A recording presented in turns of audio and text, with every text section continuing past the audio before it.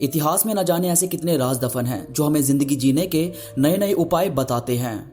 महाभारत, रामायण और भी न जाने ऐसे कितने ग्रंथ हैं जिन्हें पढ़कर आज भी वैज्ञानिक रिसर्च करते हैं और इंसान अपनी जिंदगी को आसान बनाने के रास्ते ढूंढ लेता है।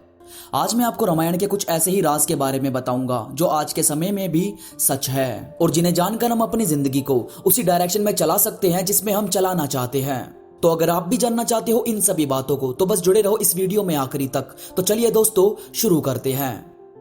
सबसे पहले यह सादा जीवन और आपका व्यवहार ही आपको ताकत देता है। सिर्फ महाज्ञानी और सबसे ज्यादा ताकतवर होने से कुछ नहीं होता। दोस्तों, श्री राम कभी भी अपने आप को महाज्ञानी नहीं बताते थे और ना ही वो अपने बल को लोगों के सामने दिखाते थे कि उनमें कितनी शक्ति है। वो तो बस अपने माँ बाप की आज्ञा का पालन करते हुए वनवास चले गए और यहाँ उनके साथ अनहोनी होनी शुरू हो गई। श्री राम के शांत स्वभाव और व्यवहार के कारण ही उनके साथ इतनी सेना जुड़ी जिन्होंने रावण से युद्ध लड़ने में उनका साथ दिया। तो यार मुझे लगता है कि सबसे पहली चीज हमारी पर्सनैलिटी में छुपी होती है। अगर हम सभी पर गुस्सा करते रहे, हमेशा ही चिढ़ा हुआ जवाब सबको देने लगे, तो मुझे नहीं लगता कि कोई भी हमें पसंद करेगा या हमारे बिहेव की वजह से हमारे साथ रहना पसंद करेगा। इसके बाद है श्री राम, माता सीता और लक्ष्मण जी। ये तीनों ही महलों में रहने वाले थे। तीनों ही बचपन से बड़े होने तक सिर्फ महलों में रहे। इसके बाद भी जब उन्हें वनवास के लिए निकलना पड़ा तो सिर्फ एक आम इंसान के कपड़े पहनकर वहां से निकले और वनों में रहने लगे। तो जाहिर सी बात है दोस्तों, वक्त चाहे जैसा भी हो, अगर आप उसमें रहना सीख लेते हैं, चाहे कितनी भी दिक्कतें जिंदगी में हो या कैसा भी समय आपका चल रहा हो, अगर आपको उसमें रहना आ जाए तो आपकी खुशियों को कोई भी कभी नहीं मार सकता। हमें हर एक सिचुएशन के लिए खुद को हमेशा तैयार रखना चाहिए।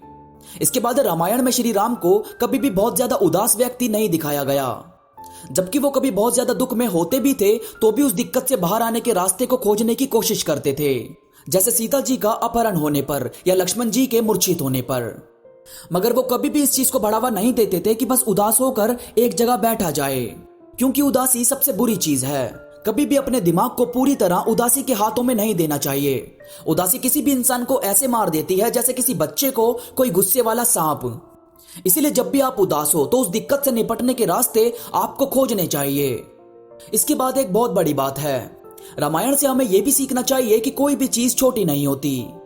रावण जब ब्रह्मा जी से वरदान मांग रहा था तो उसने इंसानों को छोड़कर बाकी सबका वरदान मांगा कि उसे कोई ना मार सके, क्योंकि उसे लगता था कि जब उसे कोई मार ही नहीं सकता तो इंसान क्या चीज है। और दूसरी तरफ श्री राम किसी को भी ऊपर या नीचे नहीं समझते थे, वो सबको एक ही नजर से देखते। वो राजा होने के बाद भी किसी को भी प्यार देने में, इज्जत देने में भेदभाव नहीं करते थे। यही सबसे बड़ा फर्क होता है दोस्तों समझ का। एक राजा सिर्फ नाम से राजा नहीं होता, हमारे गुण होते हैं जो हमें रियल में राजा बनाते हैं। इसलिए कभी भी किसी चीज में भेदभाव करने से पहले 10 बार सोचा करो, ताकि आपकी सोच आपको सही दिशा में ले जाने में मदद करे। और यार रामायण में एक बहुत ही पावरफुल पॉइंट है कि सुधरना और बिगड़ना सिर्फ हमारे हाथों में है। ये सब कुछ सिर्फ हमारे ऊपर डिपेंड करता है कि हम किस माहौल में रहना चाहते हैं। जैसे विभीषण रावण के राज में रहकर भी कभी नहीं बिगड़ा और कैकेयी राम के महल में रहकर भी अच्छा नहीं सोच सकी। मतलब साफ है कि हम जैसा चाहें खुद को उसी माहौल में ढाल सकते हैं, बस हमें हमारी बुद्धि पर पूरा कंट्रोल करना आना चाहिए। और यह रावण, जिसे हम बहुत ही बुरा समझते हैं, असल में उसे बहुत ज्यादा ज्ञान था। वो हमेशा ही ज्यादातर सिर्फ खोज करता रहता था, यानी कि खुद को बड़े बड़े कामों में बिजी रखता था, जैसे स्वर्ग तक जाने के लिए सीढ़ियां बनाना, और स्वर्ग हमेशा खुशबू से महके उसके लिए भी वो काम करता रहता था। यहां तक कि यह भी माना जाता है कि चेस यानी शतरंज की खोज खुद रावण और उसकी पत्नी मंदोदरी ने की थी। तो यार ऐसी सिचुएशन में हमें इससे ये तो जरूर सीखना चाहिए कि ज्ञान की कोई सीमा नहीं है। हम जितना चाहे खुद को नई नई चीजों से रूबरू करवा सकते हैं। हमें हमारा ज्ञान बढ़ाए रखना चाहिए। जो आपको मालूम है अगर उसी में उलझे रहे तो कभी भी आपको नई चीजें पता नहीं लग पाएगी। इसीलिए खुद को अपने कामों में बिजी रखो, ताकि आपके पास पास्ट को सोचने का या उदास रहने का वक्त ना हो। और हमेशा ध्यान रखो कि बलवान पुरुष कभी भी क्रोधित नहीं होते।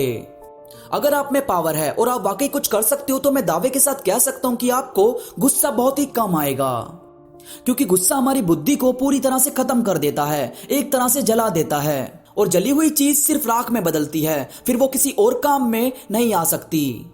इसीलिए खुद को ठंडा रखकर जितने काम करोगे उसमें कामयाबी मिलनी फिक्स हो जाएगी और आपकी बुद्धि पर तनाव भी बहुत ही कम पड़ेगा। दोस्तों ये थी कुछ बातें जो हमें रामायण से सीखनी चाहिए। वीडियो पसंद आई हो तो लाइक करो और कमेंट करके मुझे जरूर बताओ, ताकि मैं ऐसी ही और भी बातें आपके लिए लाता रहूं। इसके साथ ही मुझसे इंस्टाग्राम पर अभी जुड़ो। इंस्टा पर मैं काफी चीजें अपडेट करता रहता हूं, जो मुझे यकीन है कि आपको जरूर पसंद आएगी। इंस्टाग्राम का लिंक नीचे डिस्क्रिप्शन में मौजूद है। तो अभी के लिए बस इतना ही। मैं मिलूंगा आपसे नई वीडियो के साथ, तब तक के लिए धन्यवाद।